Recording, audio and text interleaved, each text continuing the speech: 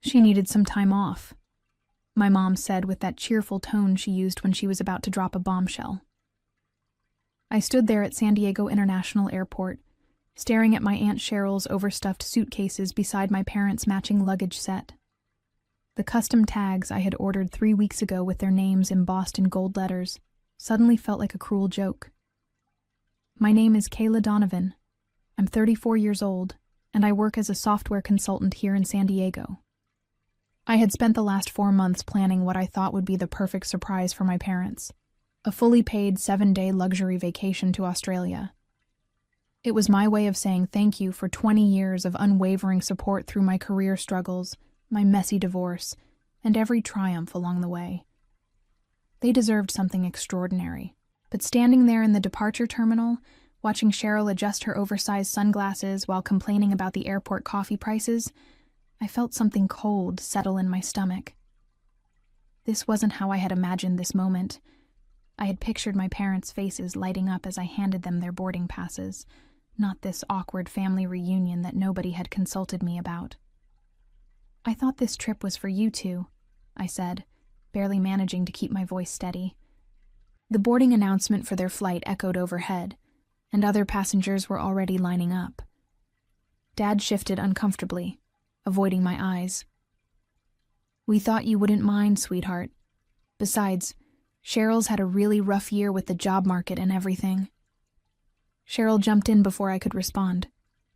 I've been so stressed, Kayla. You know how hard it is for someone my age to find work. Your parents are just being thoughtful. She said this while examining her freshly manicured nails, which somehow didn't match the image of someone who couldn't afford basic necessities. I looked at the travel packets in my hands, meticulously organized itineraries that I had crafted with the help of 3 different travel agents. Business class seats that I had specifically upgraded for my parents' comfort. Private tours of the Sydney Opera House and the Blue Mountains that were booked under my name and required my identification. The scenic helicopter ride over the 12 Apostles that I had splurged on because Dad had mentioned wanting to see them from above. None of them knew about the careful planning, the personal touches, or the fact that everything was tied to my name and credit card for verification purposes. They saw it as just another vacation, easily transferable to whoever needed it most. The boarding announcement came again, more urgent this time, and I realized this moment would define everything that came next. Growing up, my parents Gregory and Linda Donovan had been the foundation of everything good in my life. They were both retired educators who had spent their careers shaping young minds in San Diego's public school system. Dad taught high school mathematics for 32 years, while Mom dedicated herself to elementary education, specializing in helping struggling readers find their confidence. They approached parenting the same way they approached teaching, with patience, wisdom, and an unwavering belief that everyone deserved support. Throughout my 20s, when I was bouncing between entry-level tech jobs and trying to establish myself as an independent consultant, they never once made me feel like a burden. When I moved back home for 8 months after my divorce, they welcomed me with open arms and helped me rebuild my confidence. They celebrated every small victory in my career and offered guidance during the inevitable setbacks that come with entrepreneurial life. But there had always been one complicating factor in our family dynamic: Cheryl Lambert, my mother's younger sister. At 61, Cheryl had perfected the art of playing the victim while avoiding any real responsibility for her circumstances. She had been between jobs for the better part of 3 years, living off a combination of unemployment benefits, family loans, and what she called temporary financial assistance from anyone willing to provide it. The pattern was always the same. Cheryl would appear at family gatherings with elaborate stories about promising job interviews that mysteriously fell through, or demanding employers who didn't appreciate her unique skill set. She had a master's degree in communications, but claimed the industry had changed too much for someone with her experience. She applied for positions sporadically, usually ones that were either far below or far above her qualifications, then complained when nothing materialized. What frustrated me most was how my parents enabled her behavior. They saw her struggles through the lens of their teaching experience, always believing that with enough support and encouragement, anyone could turn their situation around. They didn't see what I saw. The designer handbags she somehow afforded. The expensive salon treatments she prioritized over job interviews. The way she conveniently had family emergencies whenever temporary work became available. Mom had mentioned Cheryl's latest crisis during our last phone conversation 2 weeks ago. Something about her landlord raising the rent and how stressed she was about making ends meet. I had listened sympathetically, while privately noting that Cheryl's rent problems seemed to coincide perfectly with her decision to take a long weekend in Las Vegas the month before. Still, I had never imagined that my parents would make such a significant decision without consulting me. The Australia trip wasn't just a vacation. It was my expression of gratitude for everything they had given me. I had wanted to share that experience with them, to see their faces when they experienced the Sydney Harbour Bridge at sunset, or watched kangaroos in their natural habitat. Now, as I watched Cheryl check her reflection in her phone camera, I realized that my parents viewed this gift very differently than I did. The boarding process began, and I handed over the travel documents with a smile that felt like it might crack my face. The tickets were printed with my parents' names, along with the confirmation numbers for everything I had arranged. As they headed toward security, I noticed Cheryl struggling with her oversized carry-on bag, complaining loudly about airline restrictions. "Have an amazing time," I called after them, and I genuinely meant it for my parents. They deserved this trip, even if it wasn't unfolding the way I had envisioned. But as I walked back to my car, something shifted inside me. The initial shock was giving way to a different emotion. Not anger exactly, but a cold clarity about the situation. I sat in the parking garage for several minutes, thinking about the conversation I had just witnessed, and the assumptions that had been made. My phone buzzed with a text from Mom. "Thank you again for this incredible gift. We'll send lots of photos." I stared at the message for a long time before responding. Enjoy every moment. What my family didn't know was that this trip was far more complex than handing over plane tickets. Every element had been carefully coordinated and required verification that I was the primary guest. The luxury car service in Sydney had my name and identification requirements. The boutique hotel in Circular Quay had my credit card on file and specific check-in procedures. The private tours I had arranged through Oxbend Technologies' corporate travel division were non-transferable without advance notice and proper documentation. Most significantly, the scenic helicopter tour over the 12 Apostles that I had splurged on as the trip's highlight required all passengers to be pre-approved with passport information and emergency contacts. I had submitted only my parents' details weeks ago, and the aviation company's insurance policies were strict about last-minute changes. As I drove home through the familiar streets of San Diego, I thought about the irony of the situation. My parents had taught me the importance of personal responsibility and following through on commitments. They had instilled in me the values of hard work and integrity that had built my successful consulting practice. Yet somehow, when it came to Cheryl, those same principles seemed to evaporate. I spent the evening reviewing my travel insurance policy and the terms and conditions of every booking I had made. By midnight, I had a clear understanding of my options and the likely consequences of the unauthorized passenger change. I also had my laptop open to flight booking websites, exploring some interesting possibilities for my own immediate future. The next morning, I would wake up to frantic phone calls from Australia. But tonight, I poured myself a glass of wine and began researching luxury resorts in Queensland. If my carefully planned family vacation was about to become Cheryl's free ride, perhaps it was time to plan something even better, just for myself. The first call came at 3 a.m. San Diego time, which meant my parents had been in Sydney for exactly 6 hours. My phone buzzed insistently on the nightstand, displaying Dad's number. I let it go to voicemail, then listened to his message with growing satisfaction. "Kayla, honey, we're having some trouble here. The car service won't release the rental without you being present to show identification. They keep saying the booking requires the primary guest to verify everything. Could you call us back when you get this? We're kind of stuck at the airport." The second call came 20 minutes later, this time from Mom's phone. Her voice was strained with the kind of exhaustion that comes from dealing with bureaucracy while jet-lagged. "Sweetheart, there seems to be some confusion about the hotel reservation.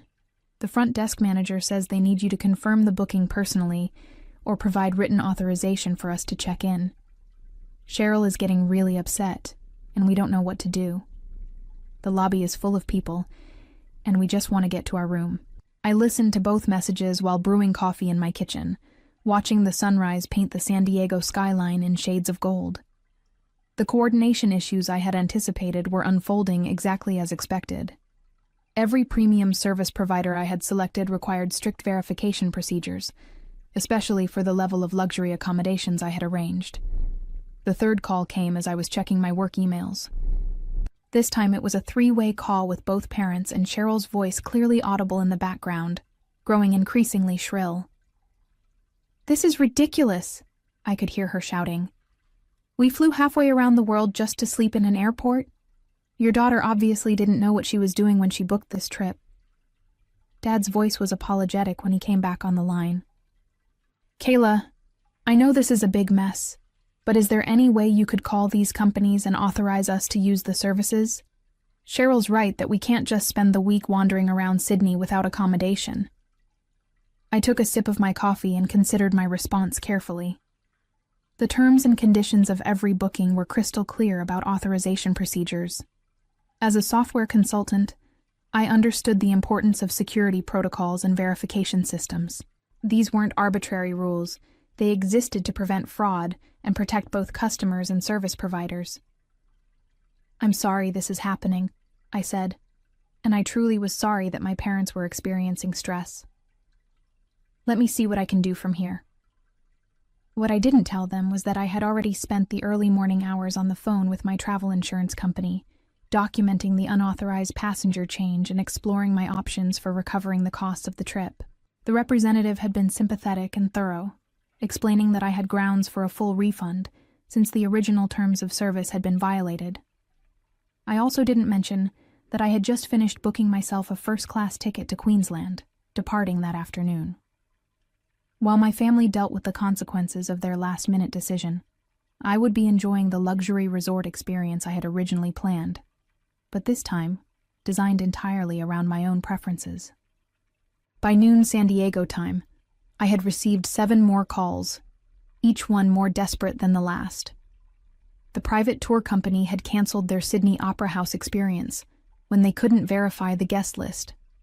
The Blue Mountains excursion was postponed indefinitely pending proper documentation. And the helicopter tour over the 12 Apostles had been canceled entirely due to insurance liability issues with unregistered passengers. As I packed my suitcase for Queensland, I thought about the lesson my parents had inadvertently taught me. Sometimes the most generous gestures are also the most vulnerable to exploitation. But sometimes, when people take advantage of generosity, they create opportunities for even better outcomes. My flight to Brisbane departed San Diego at 2 p.m., and as the plane lifted off, I felt a lightness I hadn't experienced in months. I had upgraded myself to first class and chosen a window seat, where I could watch the Pacific Ocean stretch endlessly below us. The flight attendant offered champagne, and for the first time in days, I felt genuinely excited about the adventure ahead. During the layover in Los Angeles, I received a particularly frantic voicemail from Cheryl herself. Her voice was a mixture of outrage and desperation that would have been comical if it weren't so revealing. "Kayla, I don't know what kind of games you're playing, but this is completely unacceptable. Your parents invited me on this trip, and now we're stranded in Australia with nowhere to stay and nothing to do. I've had to use my emergency credit card just to buy food at the airport. This is affecting my credit score, and I can't afford these kinds of unexpected expenses. You need to fix this situation immediately." The irony wasn't lost on me. Cheryl, who had been too stressed to look for work but apparently not too stressed to book a last-minute international flight, was now lecturing me about financial responsibility. She had managed to find the money for plane tickets and emergency expenses when it suited her, but had spent months claiming poverty whenever anyone suggested she take on temporary employment. I deleted the voicemail and switched my phone to airplane mode. 18 hours later, I landed in Brisbane to sunshine, warm temperatures, and the kind of tropical atmosphere that immediately melts away stress. The resort I had booked for myself was everything I had hoped the original Australia trip would be. Elegant, peaceful, and designed for genuine relaxation rather than family drama. My suite overlooked the Coral Sea, with a private balcony where I could watch dolphins play in the crystal-clear water. The spa offered treatments I had only dreamed about, and the restaurant served fresh seafood that made every meal feel like a celebration. For the first time in years, I was traveling purely for my own enjoyment, with no obligations to manage anyone else's comfort or expectations. On my second day, while enjoying a massage that erased months of work tension, I received a text message from Mom that made everything clear. "We're flying home early. This trip hasn't worked out the way we expected. Cheryl is very upset about the accommodations, and we think it's better to cut our losses." I read the message twice, then put my phone away and returned to my massage.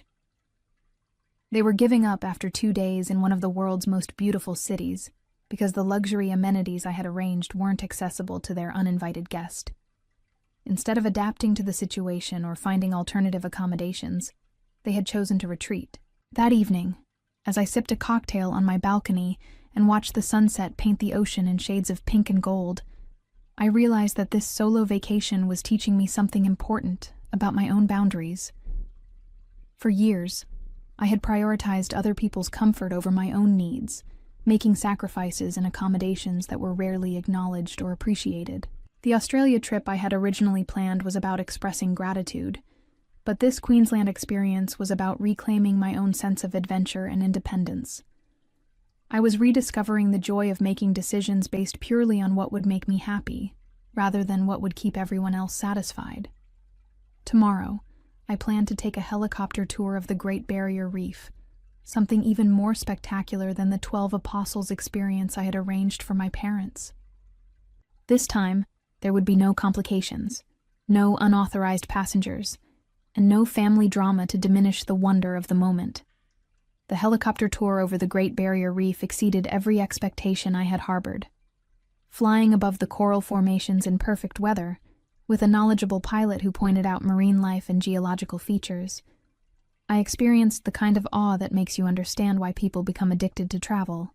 The water below us shifted through impossible shades of blue and turquoise, and I could see sea turtles and rays moving through the coral gardens like living art. As we touched down back at the helipad, I felt profoundly grateful, not just for the experience itself, but for the series of events that had led me here. If my parents hadn't made their last-minute decision about Cheryl, I would never have discovered this resort, never have taken this particular tour, and never have had the freedom to structure my days around pure enjoyment rather than family obligations. That afternoon, I posted my first Instagram photo from the trip, a shot of my feet on the private balcony, with the Coral Sea stretching to the horizon and a tropical cocktail in the foreground. The caption read, "Sometimes the best adventures are the ones you take alone. Learning to prioritize my own happiness has been the most valuable lesson of the year." Within hours, the photo had received dozens of likes and comments from friends and colleagues who had been following my career journey. Several people mentioned how refreshed and happy I looked, which made me realize that the stress of managing everyone else's expectations had been more visible than I thought. My phone showed several missed calls from my parents' numbers, but I wasn't ready to engage with the aftermath of their decision. Instead, I spent the evening at the resort's wellness center, participating in a sunset yoga session that left me feeling more centered than I had in months. The next morning brought a series of text messages that revealed the full scope of the Sydney disaster. Mom's messages were apologetic and confused. "We never realized how complicated the bookings were. Cheryl thinks you planned this to embarrass her, but I know that's not true. We should have discussed the change with you first." Dad's message was more direct. "We made a mistake, and I'm sorry. Cheryl's upset about the money she spent on the flight, but that's not your responsibility. We hope you can forgive us for not thinking this through."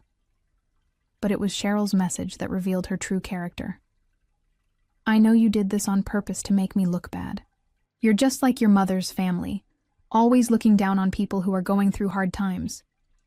When I get home, I'm going to make sure everyone knows how selfish and vindictive you really are." I read her message twice, then blocked her number. The threat to damage my reputation with family members was exactly the kind of manipulative behavior I had observed for years, but never directly experienced. She couldn't accept responsibility for the consequences of her last-minute intrusion into someone else's carefully planned gift, so she was trying to reframe the entire situation as a personal attack against her. That evening, I had dinner at the resort's finest restaurant, where I ordered the seafood tasting menu and paired it with an Australian wine that the sommelier recommended. As I watched other solo travelers and couples enjoying their meals in the elegant dining room, I realized that I had stumbled onto something transformative. This wasn't just a vacation anymore. It was a blueprint for how I wanted to live my life going forward. The resort experience had shown me the value of investing in experiences that genuinely brought me joy, rather than constantly sacrificing my own preferences to accommodate other people's needs or expectations. Tomorrow would be my last full day in Queensland, and I was already planning my next solo adventure. On my final day in Queensland, I decided to document the full scope of my solo Australian adventure. I spent the morning taking photos at every beautiful location within the resort. The infinity pool that seemed to merge with the ocean, the tropical gardens where rainbow lorikeets posed obligingly for pictures, and the spa pavilion where I had discovered the restorative power of genuine self-care. Each photo told a story of independence and joy that contrasted sharply with the chaos my family was experiencing in Sydney. I wasn't being vindictive. I was simply sharing my authentic experience of what a well-planned Australian vacation could actually look like. The piece de resistance was a photo from my helicopter tour over the Great Barrier Reef, showing the vast expanse of coral formations and impossibly blue water stretching to the horizon. I had asked the pilot to take the shot, and it captured both the helicopter's interior and the breathtaking landscape below. It was the kind of once-in-a-lifetime experience that people dream about, but rarely achieve. I crafted the Instagram post carefully, choosing words that expressed gratitude and personal growth rather than criticism of anyone else. The final caption read, "Sometimes the universe redirects your plans towards something even better. This solo adventure to Queensland has taught me the importance of designing experiences around your own values and priorities." The Great Barrier Reef helicopter tour was absolutely magical. Every bit as spectacular as I dreamed it would be. Grateful for the reminder that the best company you can keep is sometimes your own. Within minutes, the post had received more engagement than anything I had ever shared. Friends and colleagues were commenting with messages of support and admiration for my independence. Several people mentioned that my posts had inspired them to book their own solo travel experiences. The contrast with my family's situation was now fully documented across my social media presence. While they had spent their Australian vacation dealing with logistics problems and accommodation issues, I had been experiencing the country at its absolute finest, exactly as I had originally envisioned. The flight home to San Diego gave me 18 hours to process everything that had happened and prepare for the conversations that awaited me. I felt remarkably peaceful about the entire situation, which surprised me. A week ago, I would have been anxious about family conflict and eager to smooth over any hurt feelings. Now, I simply felt clear about my boundaries and confident about the choices I had made. My parents were scheduled to land in San Diego 2 hours before my flight arrived, which meant they would have time to decompress from their travel experience before we spoke. I had decided to reach out to them directly and have an honest conversation about what had happened and what it meant for our family relationships going forward. Cheryl, on the other hand, had made her position clear through her threatening text message. She viewed the entire situation as a personal attack designed to humiliate her, rather than the natural consequence of changing someone else's carefully coordinated plans without permission. Her inability to take responsibility for her role in the Sydney disaster told me everything I needed to know about her character and her approach to family relationships. The most important realization from my Queensland experience was that I had been undervaluing my own needs and preferences for years. the solo vacation had shown me what genuine relaxation felt like when I wasn't managing other people's comfort or mediating family dynamics. I had discovered restaurants I loved, activities that brought me joy, and most importantly, a sense of confidence about making decisions based purely on what would enhance my own well-being. As the plane began its descent into San Diego, I looked out at the familiar coastline and felt excited about returning home. For the first time in years, I was coming back from a vacation, feeling genuinely refreshed and energized, rather than exhausted from family obligations. The experience had taught me that sometimes the most generous thing you can do for the people you love is to model healthy boundaries and authentic self-care. As I settled back into my San Diego routine, I reflected on how dramatically my perspective had shifted in just 1 week. The Australia trip that began as an expression of gratitude had transformed into a masterclass in personal boundaries and the importance of protecting your own well-being. Looking ahead, I knew my relationships with family would never return to their previous patterns, and I was grateful for that change, because it meant I could finally prioritize my own happiness without guilt or apology.